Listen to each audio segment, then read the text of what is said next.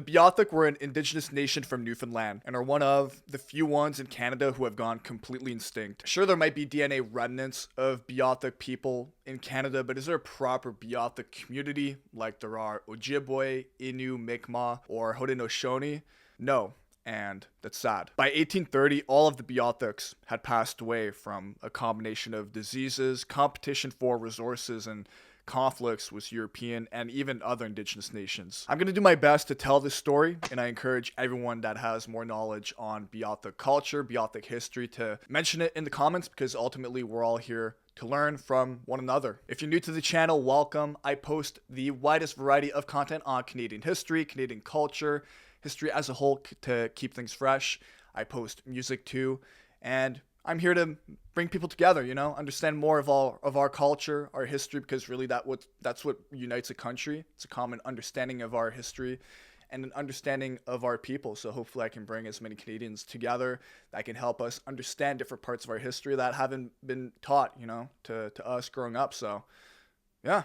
Let's go. Before European contact, the Beothuk lived on the island of Newfoundland, completely isolated from other indigenous groups, which made them develop a distinct culture and way of life. They were hunter-gatherers relying on resources of the land for their survival, living in small nomadic groups who moved around seasonally between the coast and the interior. During the winter, their main source of protein was the caribou, which they followed around on their migration routes. And during the summer season, they would hunt by the coast for seals and fish around for seafood, salmon, on specialized V-shaped canoes that were adapted to rivers and ocean waters, really reflecting the fact they were inhabiting different parts of the island and the geographies that came with it. The Beothuk were also known for their unique practice of covering their bodies, tools, and weapons with red ochre, which is why they were sometimes referred to as the Red Indians in European records. So overall, that geographic isolation of what is Newfoundland today and the Beothuk played a huge role in shaping their unique cultural identity. Unlike other indigenous groups who were on the mainland of North America, the Beothuk had limited interactions with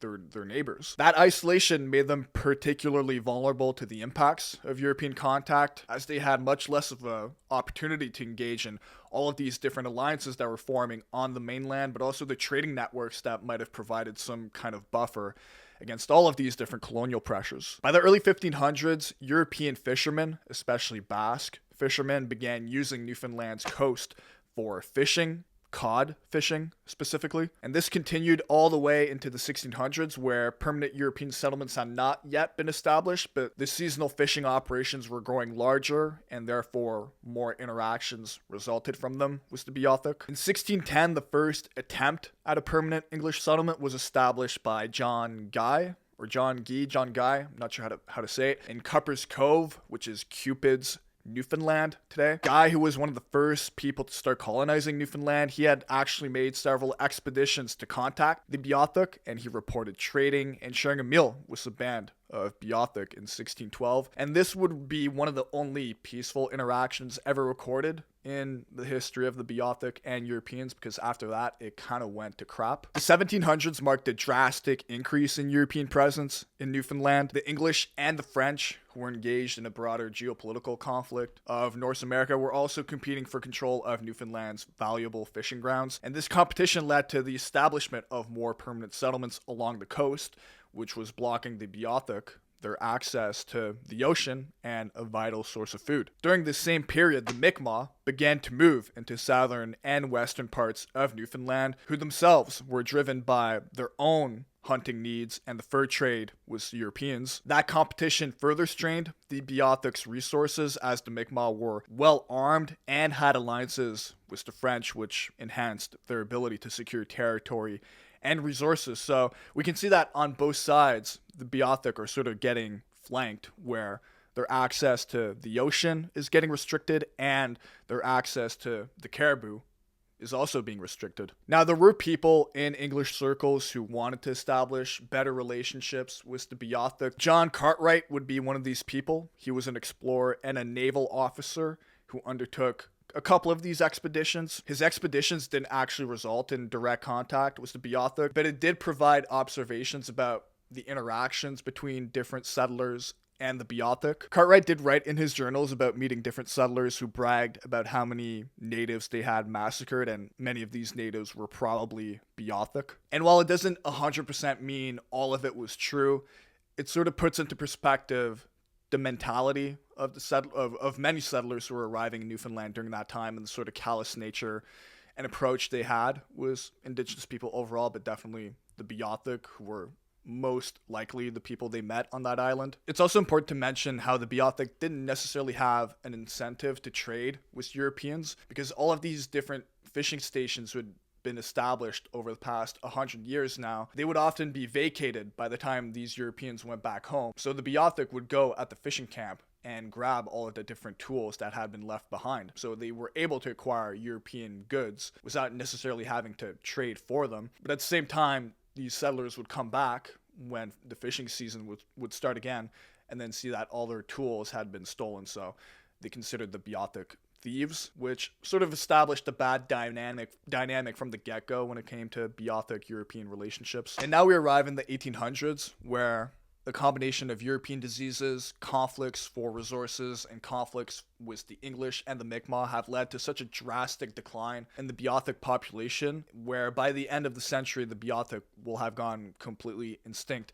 It's also during that time where we get to know the two most famous Beothuk figure, knoweldge and knoweldge, who provided pretty much all the information that we know today on Beothuk history and Beothuk culture. So I'm going to tell you very briefly the story of both of these Beothuk women. The first one is knoweldge, and if I'm not pronouncing it right, I'm sorry. Her story begins in 1819 when she was captured by British forces. These people were attempting to establish contact with the Beothuk, but the operation went really bad, ended in violence, and resulted in the deaths of knoweldge's husband. Efforts were made to quote-unquote civilize her according to European standards, but instead of getting civilized, she attempted to communicate her culture and her language to her captors, but she would pass away soon after in 1820 from tuberculosis, and she was 28 years old. And then we have knoweldge, who is actually a niece of knoweldge. Knoweldge is known as the last Beothuk. She witnessed the severe decline of her people throughout her whole life. In 1823, as she was suffering from starvation, diseases, she got captured along with her mother and her sister. Her mother and her sister would pass away